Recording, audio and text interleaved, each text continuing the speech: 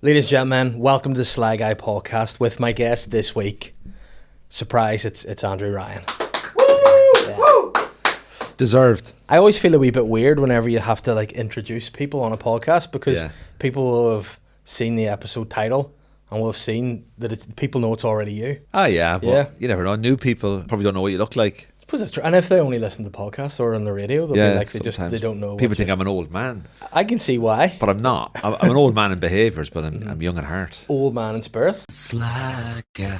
Do you feel like you're getting older? No, not really. I feel actually I'm getting younger. That's not how time works, though. Yeah, but is time right? I've never even thought about that before. There you go. Is time right? Like this whole 29th of February thing. What's that all about? Something to do with the sun and the moon, and every 4 years there's an extra stretch or whatever, and it adds in an extra day to the calendar. Maybe it's just for the economic markets. It could be, because I guarantee there'll be some sort of people out there. I was going to say women, but that's wrong of me to assume that it would just be women. Women are people. But yes, in some people's eyes they are. But there'll be some women out there going actually there's a lunar reason why there's a 29th of February, that. Dave. I do trust time though. Yeah. But do I believe it? Believing something and trusting something can be very different. You don't adhere to it very well. I was 5 minutes late. I did message you. I was 5 minutes late. And not only did you message me, you gave me a precise time of arrival, which I appreciate. That's me all over though. I'm all about being precise, aren't I, Dave? You are. You're a very precise very detailed man. You are detailed. And people think that's old, that's being old. It's not. It's just being organised and not putting up with shit from other people. And are there any people in particular you want to call out at this? No, I'm not calling them out. They know who they are. But I always say time is important and it's there for a reason. Yeah. Do you know? And if people want to disrespect time, they'll get on your head. On your head, be it. Yeah. And speaking of being on your head, is this maybe the first time you've been on something where you're sort of almost back to normal style? The perm is on the way out. And see, what people don't realise is that I was going for a part in a show on Paramount TV, and my character had to have a perm, but I had to sign an NDA. All right, okay. But I didn't get the part. And was this part particularly, were you going for this part for maybe the last 3 years or however long you've been talking about getting the perm, or what was the story behind that? But who says what I said was true? Ooh, what is time? What is time? No, I got the perm and I loved it. But I obviously didn't get married, so I'm going back to normal. But there's nothing to say I wouldn't do it again. Obviously, the mocking that I got, I took it in really good faith. 99.9% of it, I took it in good faith. And was there ever any time where you went, that's too far, I don't like that? Yes. Yeah? And what can you tell us? Well, people can go to Turkey and get a full head of hair and get a load of teeth, and they can come back and they can be like, people will be like, oh, well done you. Aren't you great? Looking after yourself, putting yourself first, wanting to feel good. Look what I get, a few curls in my hair, I get messages, paedophile. Paedophile. And to be fair, the perm's not what you would say is a stereotypical paedophile look. No, it's like like the new next generation pedo, but a lot of these young guys are having perms now. I did it purely. Now I wouldn't have been able to have done it 10 years ago because I would have been too self-conscious. Mm-hmm.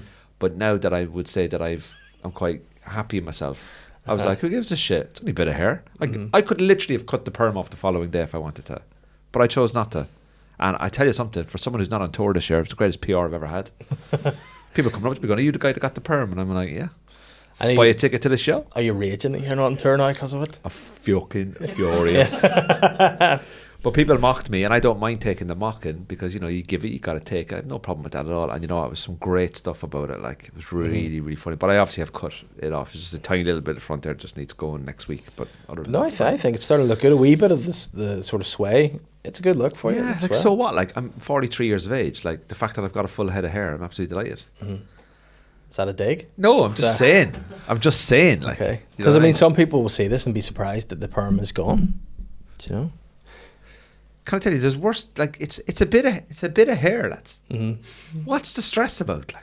More people are upset about it than anyone I was in my family. My sister hated it, my other brother loved it. That's the situation with it. Yeah. No, your sister was saying some awful things to me about your hair on that stag. Wow. Wow, the stag, yeah. That was good. You survived it. Now, I must say, credit where it's due. I was a bit worried in advance of the stag because I don't think I've ever, on any stag I've been on, had a more nervous groom to be. You were not in a good place a lot of the time about it. I was worried, man. Yeah, and I'll be honest, the person of below average height let us down. They couldn't make it in the end. They said, like, I don't believe in time. I don't believe. Well, you did get a phone call off me, and I not warned you, but I asked you to be decent, and you were. Yeah, no, because again, you know what, and I think that's something that happens with age as well. Oh no, he's just thrown protein all over the floor, and that sounds like a euphemism. Something that happens with age: protein floor. Sorry, we'll deal with that afterwards. Yeah, we'll deal with it. But look at that. Like, that is the thing with the stag. I remember early day stags were like, we need to ruin this guy's life. I'm not into that shit. That was in your. If you go back, say you were in your early 20s, people would want to see your eyebrows shaved, your hair shaved, your pubes shaved. They want to see you circumcised. They want to see the works on a stag. They want to see you tarred and feathered and beaten. They want to see the works. Whereas when you're a bit older, you're like, you know what? It's all a bit of fun. Yeah. Do you know what? I've seen some stuff on TikTok. You know, you see like stags go to the airports and they print out their boarding pass, and their boarding pass is absolutely huge. That's very funny. Right? That's the kind of stuff like the boxer Sean McCobe was dressed up in full scuba diving outfit. I thought that was very funny.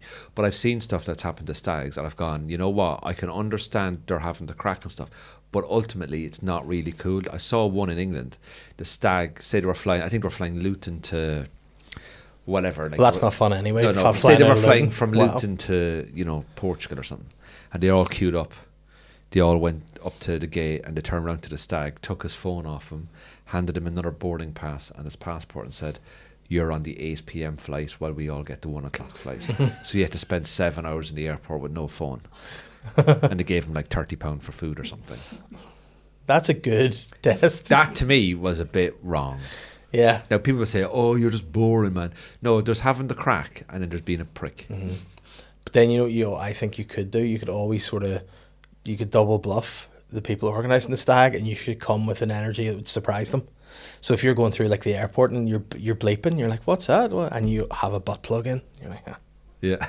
You know, and they're like, "Why have you got that? It's a part of the stag." And you're like, "I got you. Yeah. You can't get me. There's nothing you can do to me that I haven't already done to myself, my friend." Did you enjoy my stag? I thought it was a great time. Yeah, We had a great time, didn't we? I thought it was brilliant. I thought actually as well, like, I find it's important, I think, for the wedding that the stag is good and the people are good, and you go, I'd actually look forward to seeing those people again and having the crack with them again. And I think that was the story of your stag. A lot of good people in your stag. Was it your first time in Cork? Crack. It was. What'd you think? I thought Cork was brilliant. Really good city. In terms of what I look for in a city, good pubs, good crack. That's it. You got to go back down, man. Oh. I was there at the weekend again. Like I mean, I'm down every 4 or 5 weeks. But can I just say, it's still today probably the best 2 days of my life. Yeah. Stag. Well, that makes me feel warm inside. Because do you know what about it was? It was just straightforward, and there was no drama, and everyone was great, and loads of people made an effort.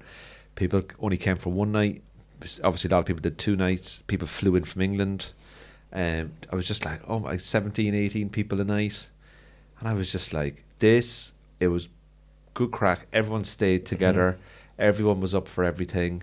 There was no drama. There was no personality issues. There was nobody being arseholes. And it was good, clean, honest fun. Yeah, and that's all you want.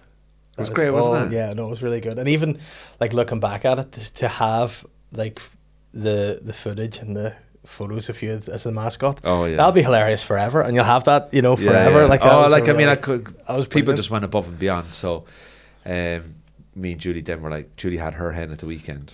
She couldn't take the smile off her face on Sunday. She had such a great time. It's just good when you're like surrounded by good people, like, and people who put the effort in. I think the key thing is when you get older, you notice effort. Yeah. You know, when you're in your 20s and you're going out and you're getting pissed with the lads and you're having a crack and you're waking up in random places and you're out 2 or 3 nights a week. I know it's a bit more expensive nowadays for younger people, but going off on these holidays and stuff like that, eventually as time goes by, people fade off. You know, people might move to a different city and get a job, or they might meet a girl and settle down quick, or move to another part of the country or whatever, family problems and all that. But as you get older, you'll notice, you know, your friendship circles will get smaller, but the people that are in that friendship circle will be the ones that will all make the most effort, you know.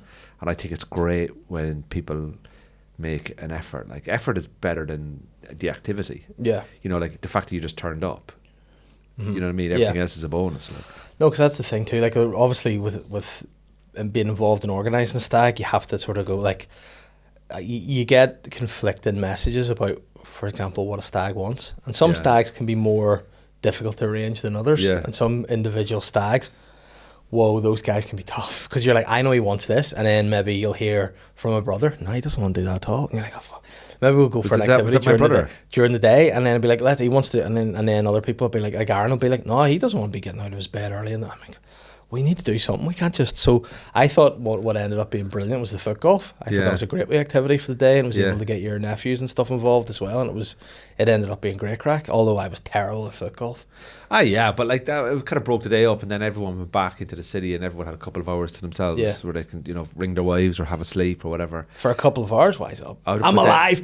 And then but meet back in the pub at 5 o'clock. Mm-hmm. Like there were so many things that were really, really good. I think I would say probably I didn't have a favourite. The Friday when everybody was arriving was one of my favourite parts, just to see everyone turn up. Yeah. Because I had family, cousins, friends from other jobs I've done, comedians, guys, people from all different areas of my life. Mm-hmm. And then when everyone was in the bar together, we were like, oh, this is great crack. Yeah. And then they're in my city. A lot of people hadn't been there before. The staff at the bar, the Shelburne that we were in, shout out to them. Looked after us, gave us a corner table service. There was no stress, there was no drama. Everyone had their own accommodation. The hotel was great, right next door. Loved the football, loved the pints afterwards. But I think I really, really enjoyed, just all of us walking down the streets, going in for a beer, and everyone just staying together, and people like recognised us from the Instagram post that we did, because obviously a lot of the lads had the followers and stuff, and it was just like, this was just good, clean crack. Yeah, no, it was brilliant. Good. Honest to God, I couldn't have asked for a better stag. Well, that's good, because that's all you want. So I do appreciate it. And in return, listen though. Me and Julie have agreed on the night of the wedding that we're going to swap wives. Because I've always wanted to. Yeah, and yes, of course. You're me and your wife. Yeah, we have a thing. We have a history, and we got to be careful out there, because we don't want to promote any threats or violence against women, as some allegations were made against us that really wound me up. See, whenever we were on Tea With Me podcast, and you made a joke about Catherine, and people were going, this is a disgrace. You know what it was? It was a friend of mine making a joke about a friend of his, my wife, and we both got the joke. So what? Don't be worried. But your wife thought it was hilarious. She thought I don't know if Julie's the same, but Catherine will see. Julie thought it was great because she took it into context of what it was. Correct, but she will see stuff and sometimes see comments, and she'll get annoyed, and she was like, I'm going to reply. I'm like, don't respond to anything anyone says, just let it go. She goes, no, but there's this person making this whole narrative that this is some sort of, and it's just a silly joke that I get and think is funny. I'm like, I know, but you can never win. People just have sad lives sometimes and like to give off. But I thought it was, I thought it was hilarious. But let them. Yeah. Let them. And you know what that lives, did? Bump the clip, bump the algorithm. People don't realise they're actually working against themselves. Mm-hmm. But if you don't like something, just ignore it. Exactly. And that's the thing we can do nowadays. Attention is so low. But listen, at the end of the day, there's people out there that are doing terrible things, and people say terrible things, and they should be held accountable. But when you understand the context of how it's delivered, it's very different. And I think people need to take a step back from this instant emotional reaction that they have, The Sly Guy. I'm interrupting this week's episode of the Sly Guy podcast to let you know that I'm doing a show on Friday the 29th of August in the Harland and Wolff Staff Club. It's going to be me, Aaron Butler and Alan Irwin. The tickets are on sale now. You can get them via the link of wherever it is you're consuming this hilarious week's episode of the Sly Guy podcast. Now, back to normal service. You might remember the great philosopher Mike Tyson once said, convicted rapist. Yeah. Wow. That's yeah. But he's convicted rapist. That's true. That is true. That kind of takes away from the point I was going to make there, and because it's a very and that's fair. I'm not going to take advice off a convicted rapist about life. Okay, that's a very fair point. Well made. So that's. Am I not wrong? You are right. But then here's the question. His point was people nowadays are all very well and good to write comments behind keyboards because they're not going to get punched in the face. Like people say or raped, I suppose. Yeah. So let's not forget that Mike Tyson is a convicted criminal, and I'm not afraid. I will fight you. Yeah. And how do you feel? Right. This is an interesting point. Since this is a comedy podcast, we want to be serious for a minute. Mike Tyson, convicted rapist, went to prison. He's out. People love him now. They say did the crime, did the time, it's all good. Comedians who make inappropriate jokes, and they're like, go away forever and never speak again. Do you think there is a difference there, or do you think we should start putting comedians in prison and once they're out, clean slate, go again? Oh, I don't know. And not like people in prison like Bill Cosby, who should be in prison. People like, I don't know, Dave Chappelle, whose people are not happy with what he said, and they're like, get the guy away. who decides what's right and wrong? That's so. Like, people say like, "Oh, you get cancelled as a comedian." I mean, do you remember Louis C.K.? I do. Yes. So Louis C.K. right, probably. I don't know when did he get cancelled? 5, 6, 7 years ago or something. Probably, yeah. Okay, right. So 5, 6, 7 years ago, it came out that he had a sexy kink, which was get girls into his room that he knew, and would have fun with himself. Yes, masturbate. Which I find, quite frankly, disgusting. Okay, because when I do it, I have males in there as well. See, that's the joke. See the context. It's diversity. Right? Yeah. But anyway, so he gets cancelled, right? So obviously he gets cancelled. He loses all these deals, whatever. Right? Okay, cool. I don't. Right? That's fine. Like but who decides when they can come back? Who decides what you should be cancelled for? It's all about. I think it's all about momentum. Yeah. And if at that time of day, if that story picks up momentum, that's what it is. Because there's people out there that have probably done a hell of a lot worse, and that story didn't pick up momentum because those people don't have it. People want to see people. People like seeing other people have much higher consequence because of the risk of what they're going to lose. Yeah. Like for example, I was doing that. What would happen to me? It would just go around internally on the comedy circuit, maybe onto a few websites, but RTE and BBC aren't going to be doing a story about me because this the consequence for him is far greater than it is for me. So I think a lot of it can. So that's one way of doing it, but I don't know how it works. Like I don't know. I don't pay enough attention because I don't wake up and go, "Oh, let's find out who's done wrong today." But who decides what's right and what's wrong? See, that's it. But what I think it's being morally correct. It isn't a law. Yeah. Like you take the guy that was at the Coldplay concert and the woman, they're obviously cheating on their partners at the Coldplay concert. They didn't do anything illegal. No. They did something morally wrong, and also it affects their families. But legally, they didn't do anything. See, that guy missed the real trick. See, if it was me, I would have said, "Oh, I was having an anxiety attack," and I'd have pulled the Pedro Pascal excuse to be like, "I just need to touch people and I'm feeling anxious." Yeah. You know, because I don't know how he gets away with that shit. So are we judging people legally or morally? But this is the seems thing. to change all the time. So like Louis C.K. wasn't legally prosecuted for what he did because people put up with it because they stated that he was in a position of power, influential comedian, can offer work, can help their careers. So therefore, he was taking advantage of his probably street cred or his profile. Yeah. But legally he did nothing wrong. No. But morally, what he did was fucking weird. Yes. Like it's fucking weird. Yeah. Right? So then you go, oh, he's a creep because he did that. But then I know people who were in real healthy relationships and the shit that they're into with their fucking girlfriends and wives is fucking weirder than what he did. Yeah. But then again, that's private. And I get so confused. And ultimately, I just hope everyone's well. Yeah. But they're saying Louis C.K. I even find it hard to explain it myself, so I'm probably butchered that. But he's back now because there's a whole big so there you go. Like I don't know. Like, but who do you think's worse, Louis C.K. or convicted rapist Mike Tyson? Convicted rapist Mike Tyson. There you are. That's his new title. Yeah. And by the way, do you have a message for him if he's listening? I ain't scared of you, mate. There you go. I ain't scared of you. There you go. Speaking of I'd be terrified. And comedy in the world. I don't know. Like, I saw him fighting Jake Paul. I don't even know, man. I don't know. But no. But like it's like I just find it. It's such a grey area. Like what can happen and what can not happen. And but you know, the only whichever story picks up. But one thing that is it's terrible, really. Like that I find annoying in the world generally. I think we're at a time now where people can, like, everyone can always have an opinion in life, always, forever. For as long as time goes on, people will have an opinion.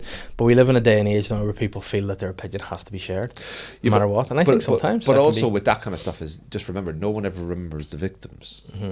No one ever remembers the victims here. Like, what was the name of the woman that Mike Tyson raped? Strand Peterson. Was it? No, I just made that up. There you go. That was a decent first believable stab. But my point is that no one ever remembers the victims here. So, like, and that's a shame. Do you know what I mean? Because they're the ones that still have to live with that. You know what I mean? And like, obviously, get the right. Like, you know, whenever there's a crime happening, it's always about the person who committed. I wish I hadn't brought this up. Now this is all sad. Yeah, but whenever there's a crime Yeah. happening, you never think of the victim. Like obviously they don't have a voice anymore because they're dead. Do you think some crimes are all right though? Like if someone does a crime, you're like, that's an all right crime. I There's don't some mind. crimes that are right, like try turning left without indicating. Oh no, that's the worst. I think what Not crimes? putting your chopping trolley back in the rack. What crimes would you downgrade, and what things would you make a crime? Like what I would do, capital punishment if you don't pick up your dog poo. Wouldn't do capital punishment. It's a bit. But I the think fact that the dog carried out the act.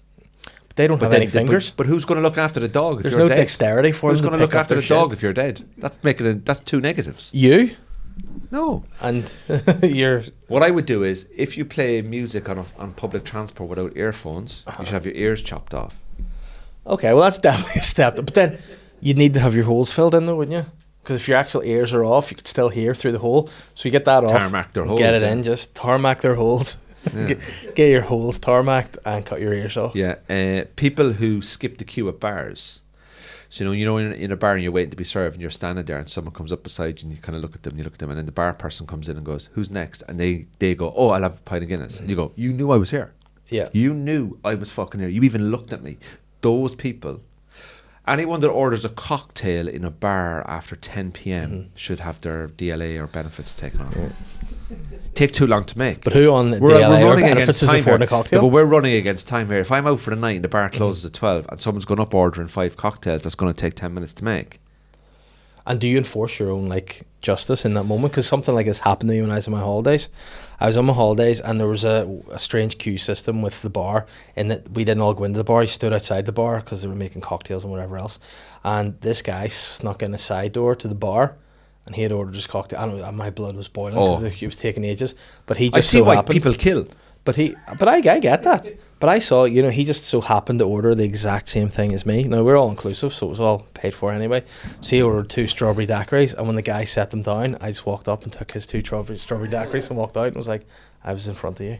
And went, and he was like, all right. And then, I thought maybe he had, something wrong with him or something, or maybe... You felt guilty then, did you? No, I did for a bit. But then he could have been taking him to his dying mother who doesn't have a lot of time. But that's what I saw. And then I saw he was in the exact same situation. In fact, he wasn't even the exact same situation as me. He was there with just him and his wife or partner or whatever, and there was no kids anywhere or anything. So I'm like, you could just go for it. Yeah. So I'm glad he took that. I did something like that. I got vengeance on a man who peed on me once as well. I was in a bar. I was in the bot, actually. I was much younger at the time, and he was peeing really hard off against the backboard, and it was bouncing, and the pee was gathering in my hands.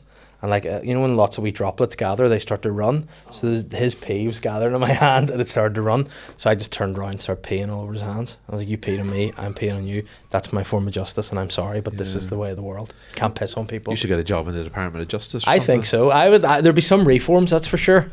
I had some serious problems. I went to Italy, right? Now, the customer service in Italy is not as good as we get it here. Mm-hmm. They're not known for that. The Italians are a bit abrasive.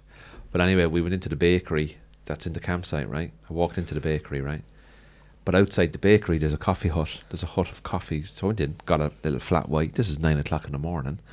Going in to get the croissants for the day and the bread, for the breakfast and stuff like that. And the milk and all that, right? Mm-hmm. So I walk in and I go up to the bakery and I go, "Hi, how's it going? Can I get 4 pan of chocolates, please?" "You're not allowed to bring coffee into the shop." And I went, "No, please leave with the coffee." And I was fucking... The coffee was sold at the front of the shop. Mm-hmm. So I walk back out, give Julie the coffee, I'll be back in a minute. And I go back up to the bakery, but there's a bell on the bakery, to ring for the staff. You ring the bell. And I fucking hit that hard, man. I just went... And your man comes out and he sees me, and I go, 4 pan of chocolates, please. Right? And he gets the bag, and he gets the scooper, and he goes, "Just sorry about that, we had to..." "No, don't worry about it, man. I can see that it's a big issue, isn't it?" And he gives me the 4 pan of chocolate, and I just didn't make eye contact with him. But apparently, my brother was telling me that because they were in the campsite before, all the staff were really rude. So I just went in really fucking tense to every interaction that I had. So, for example, you have to go to one side of the bar to order a pint, and then you have to collect it at the other side of the bar. So I went up and I go, "Hiya, can I have 2 Peronis, please?" And they were like, "Large or small?" I went, "Large, please." And then you just tap the card. They don't say nothing to you. Mm-hmm. Walk around the side, and I'm waiting for the Peroni, and then 2 guys are on their phones, and I just went, "I'll pull that myself, will I?"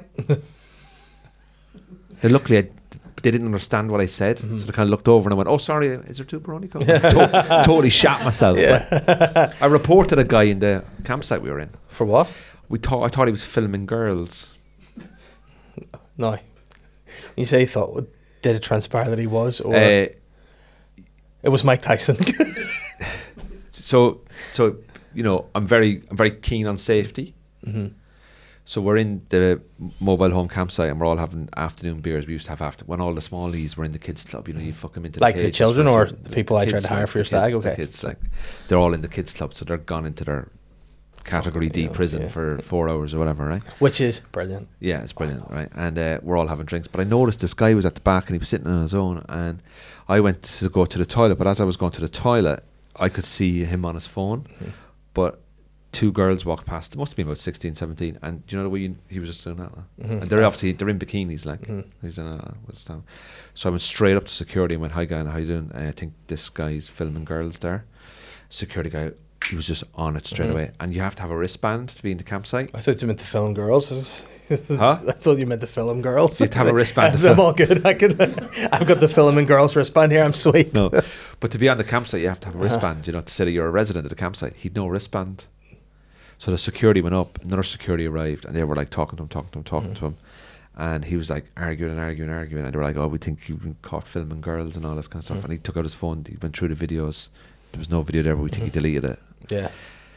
He then was staying in the campsite, but didn't put his wristband on, so he had to go away, get his campsite, and then security were on him again. And then the security ratted me up as the guy that called him out. So he then came over to us. And He did? And he just sat next to us, like really weirdly. And it was just the most odd fuck. He was a Turkish guy. It was the most odd, weird guy. Now, it didn't last very long. We just all got up and left, but we never saw him. But apparently he'd only come in for one night. Apparently him and his family were moving, or they were going to come into camp for a night. Yeah. Huh? Shit. Traveler. No. But they were like touring around Italy or whatever. Like. Okay, or they just travel about and they live. Yeah. But so like it all kicked off. But like I spotted it and I reported it straight away. And you know what? I slept well that night, knowing I did the right thing there. See, that's good. It's good to do the right thing. Now, I used to work with a dude who, there was a big staff meeting on once, and we were all sitting in a circle, and one of the girls got up to like pick something up and it bent down, and he just heard, and everyone's like, "Did you just?" And this guy was an older man of a different, creepiest of the creeps, but he was also of a different ethnicity, so people were very unsure that, because every time anyone complained about him, a pervert, mate. But then pervert's a pervert. But anytime no he race, complained, colour, or he'd creed. be like, "Oh, is this because pervert's a pervert? Is this because I'm?" And then someone was like, "No, it's not. It's because we were taking a photo." And he was like, "Yeah, but I was trying to take a photo of the document that she was printing so I could read it." And everyone was like, "Well, they're about to hand it out. Like, you'll get it." And he was like, "I'm sorry, I can't fucking do right for doing wrong these days, can you?" And they were like, "No, don't you're take pervert. photos of people's arses." Pervert, #pervert. But do you ever see that, like, sometimes it's right to do the right thing, but what would you have done, right, if you'd have gone in with a coffee scenario and the guy would be like, "Take your coffee out," and he'd be like, "I'm sorry," and you're like, "You piece of shit," and he was like, "But what it is for me is something has happened and I don't want to explain what happened to you." And he's like, "What is it?" He goes, Federico, and this little boy comes in. "Hello, Papa." He comes in and he's really badly burned. Like really, really badly burned all over. "Oh, Papa." He goes, "What happened was my son Federico was here and there was a woman and she had a coffee and she spilled the coffee into the coat. And in the coat it burnt my child forever. So I don't like the coffee to be here." And he was like, "That is why it's not a you personal thing. It is just my son Federico. I am badly burned. I got no eyelashes." You know, what would you have done in that scenario? You'd be like, "Ah, fuck." What would you have done? You have a lot of time in your hands. You can't catastrophize every situation. No. Then don't sell coffee at the front of the fucking bakery then. And then, you know, it would have been 10 out of 10 though for you to go, "Ah, fucking, I'm going to game the system here." Went in the next day, got your baked goods, went to the coffee, and the coffee's like, no baked goods here. And then this guy then turns up, "I was hit by a baguette. I now have no eyes." Do you know what I mean? You know, what is wrong with the Italians, man? What's wrong with them? Can't have the crack. Oh, I remember as well. Like we were in Southampton at at a mate's, whatever, and one this night coming home from a night out, there was this kebab van or chip van, and this guy was having a real bad time because there's this dude, and he was shaking the chip van back and forward, and the guy was like, "Stop doing that, bastard! You're going to burn me with oil. There's bloody oil in this, you bastard!" No, and we were like, "Fuck, is going on?" And the van was fully shaking, and the guy was laughing his head off. Ah! And the guy goes, "Stop doing that, you bloody bastard! You're doing this and all." And the guy was like, "I'm only having a bubble, mate. Relax." I said, "What's a bubble?" And he's like, "A bubble bath, mate. I laugh. And showing us and stuff." And off he went away. And we're like, "Oh, what a piece of shit." And we got up to the guy. He just sort of settled himself. And he goes, "That bastard does that to me every night." So every night this guy's just like shaking his hand. He's like, "Fuck's sake." It must just get exhausting. Like, imagine that guy, like he's got a wife and kids at home. He goes, "Where are you going?" "I'm just going out to push the chip fan, mate." But you don't want to watch that film on Netflix where it's their 7th anniversary. I've got to push the chip fan. I know, Gary's expecting me. Let's go. Weird that, isn't it? Yeah. People do all that, like, kind of stuff like. But that's the sort of stuff you could have got if you had got married 10, 15 years ago and people were younger and a bit more wild. Yeah, you got pushed in the river and all. Teabag and what the fuck? In the river. Serious? Yeah, it works. No. Mine was great crack. Like, I was having a great time. Like, it wasn't hard to organise for you though, was it? No, it was okay. But you had to be a grown up about it. You know, you had to just go in and go, "This is what we're doing." There's not room for flexibility. If anyone has a disagreement with that, do something else. You know, go and do your own thing. This is the grip. The grip has to be led, and it has to be. Yeah, you led it very well. If you want to be a maverick, that's fine. But this is what we're doing. If you want to go to the foot golf, go to the foot. If you don't, stay in your bed. But this is what we're doing. This is what Andrew's being brought to. So, and everyone was cool. Any issues with anyone? No, I thought everyone was great. I thought everyone had a great time. So many of the lads were like, even the guys who'd not met all the comedians, like they were just like, "Oh, so much fun," and can't wait for the wedding now. Like, we booked karaoke for the day from 1 a.m. to 3 a.m. Oh God, karaoke machine. You'll not get Shane off that. Yeah, Shane will love that. I know. He'll think you've done that for him. You think so? He'll just be up there singing what, Cher? You don't know. I don't know what it'll be, but he'll be murdering some song, thinking it's great. But I believe I can fly. You can't sing that anymore because R. Kelly's been cancelled, haven't you? Like, you just can't. Is that R. Kelly? I thought it was Boyzone. You can't people traffic anymore. That's a disgrace. What's the world become? Which is worse, people trafficking or R. Kelly? You decide. Let's debate. Well, both. So is he in prison? He's in prison now. Yes, but there's a lot of videos. P. Diddy's in there as well, isn't he? P. Diddy's in there. Are they in the same place? I don't think so. Imagine that fucking. Imagine if they were sharing bunks. Yeah, that'd be pretty. I mean, that's a sitcom. P. Diddy and Kelly and Diddy, or Diddy. But you haven't seen the videos of R. Kelly singing in prison? No. It is quite funny because there's one guy and it's a video of this guy in his prison cell, and again, I don't know how they get the phones in there other than up their arse. Yeah, up their arse. But he's videoing it and he's looking at himself going, "Fuck, here he is again," and you can just hear in the background, "My mind's telling me no," and he's just shouting down the halls. Is he? Yeah, and there's one video where he's actually singing, and people are like, "This is sick. We've got R. Kelly in here singing. It's fucking great." But he's in there for life, is he? Oh yeah, I don't think Kelly's getting out. Like, I don't think. He is, but like, that's the thing. At least Diddy was open about it. He made people aware. He's like, "I'm a bad boy and have been and I will be for life." But he's getting out though. Diddy, man, is Diddy getting out? Yeah. Great. 20 years, they say he's probably going to get 2. But he's already served a lot of time. But then, I mean, like, there'll be people in the comments losing their mind about this, but I don't know what R. Kelly has done that's so much worse than P. Diddy. What I seem to have seen P. Diddy do appears to be worse. I don't know. I haven't looked into the cases, guys. I'm sorry. I can't. You can't give. Can you look into it for me? No, and I'm not. Let me know. Why do I care what? You like court cases. Yeah, and but stuff. it's kind of like, here we got, what's that there? Look at the first news. Oh no. Trump seriously considering Sean Combs' pardon ahead of sentencing. Wow. But you know what? He must have stuff on him. Yeah. But then that's what they're saying about Trump and these Epstein files. They're like, he was like, "I'm going to release them," and then he looked at them. He goes, "Nah, not going to do it." Yeah. So I don't. Yeah, like I'm not gonna. He's gonna say, yeah. Look, the world is fucked, man. The standards and the standards are gone. But see, when you get to that level of politics, you've got some skeletons. I'm seriously still considering about running as an independent MLA in North Down. Oh, no, don't do that. Why? Because then I think I'd get 100 votes. But then you know what would happen? You would then have all your wee clips and all being shared, and you'd have the DUP being like, "This man is sectarian," and then you'd have the all I said was I would join them. SDLP being like, "They're sectarian." You know, you wouldn't win. Yeah, I know this guy's trying to have extramarital associations with a friend, with a brethren's wife. Can't be any worse than Jeffrey Donaldson. Whoa, Allegedly. yeah, Allegedly. But you know what? It's the one. He's a holier than thou guy, and it just turns out. Hypocrite. Those who tell you what they are not what they seem. Mike Tyson.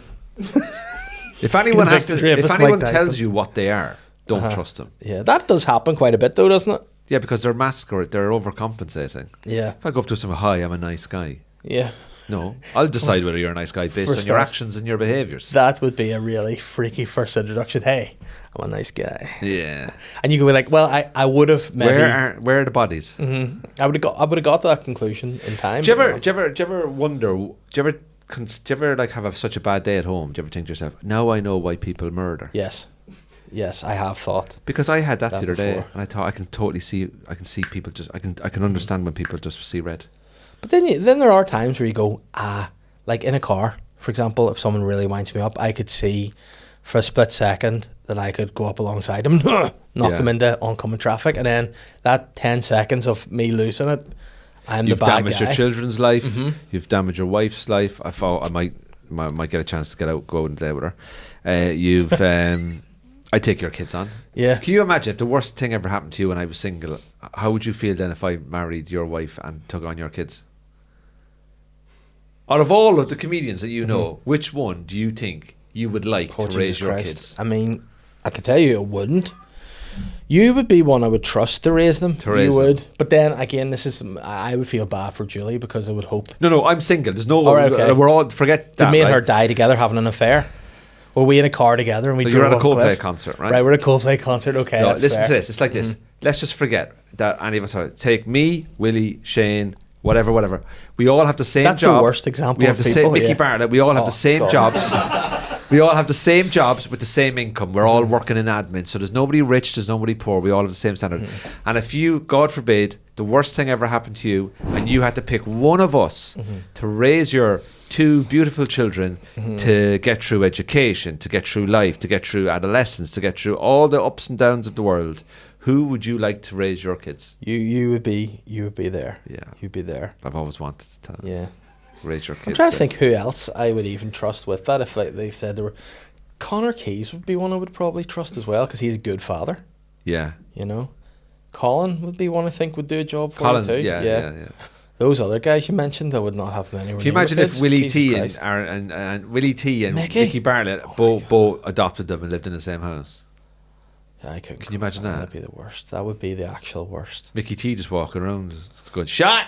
Yeah. No, I couldn't. See now, I am like, I'm gonna have to stop myself from dying now, just until at least they're adults. Because I thought that would. Do you see what I mean? Yeah. Will you be comfortable with me raising your kids? Yes, you do. But you're responsible. You're an adult person who's reliable, and I think you're of a sound moral compass. A lot of those guys are problems. You know, a lot of those guys are like problematic. you thought P Diddy was bad. Oh, Some yeah. of the stuff we have on the lads. Yeah, wait to see what happens when the allegations about S. Toddy come out. Wow. But Shane Todd apparently had gluten. Whoa! you know, he doesn't actually drink tea. That's water in the cups. Oh, it's unbelievable. Not even married. Yeah, Strange. Does it all for the tax benefits. Yeah, and that's it. Speaking Yeah. of actually comedians, we're balls deep in the middle of the Fringe Festival now, and we're both So here. happy not to be there. Yeah. Do you feel what are your views on it? Because do you know why it's called the Fringe Festival? Do you know the history It's of for that? people who are on the fringes of the arts that were given an opportunity to perform in venues and Wrong. come together. I don't know. That was a guess, man. No. What happened? Like obviously in 1947, after the war, the world was a wee bit down. Because the war will have that effect. World War will war depress is bad, people. yeah. War is bad, generally speaking. And in 1947, there was the Edinburgh Festival was began with theatre companies to try to improve the morale of the world, especially So in people Edinburgh. told plays about the war. Yeah, so what happened? They did that, but then That's there going to was, improve the morale, isn't it? I think there was maybe 7 or 8 groups who were on the fringes who were not invited to put this on. So they were like, you know what? We're the fringe theatre companies. We'll put on our own festival on the fringes of the actual Edinburgh Festival, and that is how it formed. Because I found the name weird because they called it the Edinburgh Fringe Festival, and then some people call it the Edinburgh Festival Fringe, and they're always the ones who, you know, are a bit like, it's actually the Edinburgh Festival Fringe. Shut up. I have a love-hate relationship with it. It's 50-50. Yeah. I love it and I hate it. So I've done it 6 times. Mm-hmm. I've had some of the best times of my life up there, and I've had some of the lowest lows, like really low, like dangerously low as well. Like mentally, don't go across that bridge though. Not far from that. No, a good bit far. No, that's been disingenuous. No, a good bit from that, but like to the point where, you know, you wouldn't sleep, you know. And then I've had some of the best times ever. How do I view it? I don't think it's as important as it used to be. I think it's brilliant. I think it's a lot of fun. I think it's very well organised. I think it is not working for artists. I think it works against artists. It should be more expensive, I think, personally. Yeah? I don't think it costs enough to put on a show. Oh, yeah. Like, for example, you know, I used to be able to get a flat on my own for about 1,100 quid for a month. I got a flat last time I was there for 1,100 quid for 11 days. So everything's doubled. Yeah. I think performers need to take a stand against the rising costs. I don't think it makes or breaks you anymore. I think you can do that yourself through your own algorithms and stuff like that. And cancellations and masturbating and green rooms and stuff. Exactly, yeah. So I think that's kind of diluted it a little bit. I also think a lot of time people have copped onto it. You know, the costs and stuff. How can you sell out a whole run in 90 seats and only go home with 8% of the money? Who's taking 92%? Production companies, promotion companies. So, you know, that's why the free fringe has grown rapidly and is continuing to grow. And I think some of the bigger venues are feeling the pinch. My agency, Off the Curb, every year would have about 10 to 11, 12 comedians doing the full festival. Yeah. This year they've 3. Yeah, it just shows, doesn't it? People are going up now, they're only doing a week, they're only doing 2 weeks, they're only doing 10 days, they're only doing 4 or 5 shows. It's becoming a bit like working, like hybrid working now. You know, you know, it's you just dip in and dip out, you dip in, you dip out. Some people are only doing the weekends. And are you looking to go over yourself at all? Even I'll go over next year and I'll do 10 days. Yeah. I do it every 2 years. My plan is now to do it every 2 years. Before I go on tour September every 2 years. So I go over in August, do 10 days, get the show really tight, then I go off on tour in September. So I use Edinburgh now as a playground to get my show in a really good position for when I take it out on tour.